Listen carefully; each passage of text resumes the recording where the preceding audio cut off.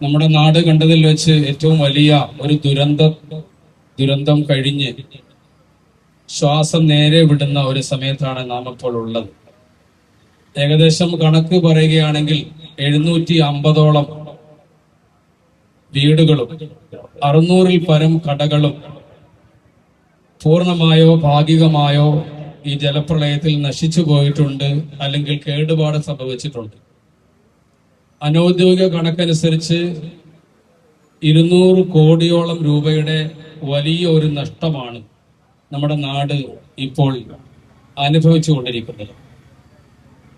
ഇതൊക്കെ ദുഃഖ വാർത്തകളാണെങ്കിൽ സന്തോഷകരമായി തോന്നുന്ന ഒരു കാര്യം, അച്ഛൻ പറഞ്ഞതുപോലെ, നമ്മുടെ ചെയർമാനും നിഷാദും ഒക്കെ പറഞ്ഞതുപോലെ, നമ്മുടെ നാടിന്റെ ഒരുമയും സ്വരുമയും കൂട്ടായ്മയും പരസ്പര സഹകരണവും സ്നേഹവും എത്ര വലിയ ദുരന്തത്തെയും അതിജീവിക്കാൻ മാത്രം ശക്തിയുള്ളതാണ് എന്ന് നമുക്ക് തെളിയിക്കാൻ പറ്റിയ ഒരു അവസരമായിരുന്നു കഴിഞ്ഞ ഈ ദുരന്ത കാലം.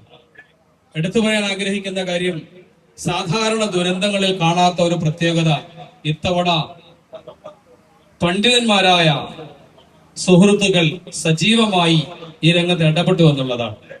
അതുകൂടാതെ സർക്കാർ സംവിധാനത്തിന്റെ കീഴിൽ നമുക്ക് എന്തെല്ലാം ആനുകൂല്യങ്ങൾ ലഭിക്കാനുണ്ടോ അതെല്ലാം കരുത്തനായ ചെയർമാനും നിലവിലെ നഗരസഭയും ചേർന്ന് വാങ്ങിച്ചു തരുമെന്ന് നമുക്ക് അവരുടെ വാക്കിൽ നിന്നും ഉറപ്പായിട്ടുണ്ട്.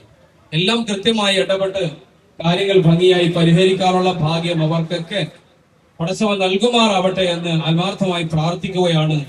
എനിക്കൊരു കാര്യമാണ് പറയാനുള്ളത്, ഇത്ര വലിയ ദുരന്തമുണ്ടായിട്ടും ദുഃഖത്തെ മറികടന്ന് അതിജീവിച്ച് മുമ്പോട്ട് പോകാൻ നമ്മുടെ നാടിനും പരിസര പ്രദേശത്തുള്ള പഞ്ചായത്തുകൾക്കും ഏതൊരു ഊർജമാണോ ശക്തി നൽകിയത്, ആ ഊർജം നമ്മളുടെ ജീവിതാവസാനം വരെ കൈവിട്ട് കളയാതെ പൂർണ്ണമായും അതിനെ നാം നിലനിർത്തി കൊണ്ടുപോകണം എന്നൊരു ഉപദേശമാണ് എനിക്ക് നിങ്ങളോട് നൽകാനുള്ളത്.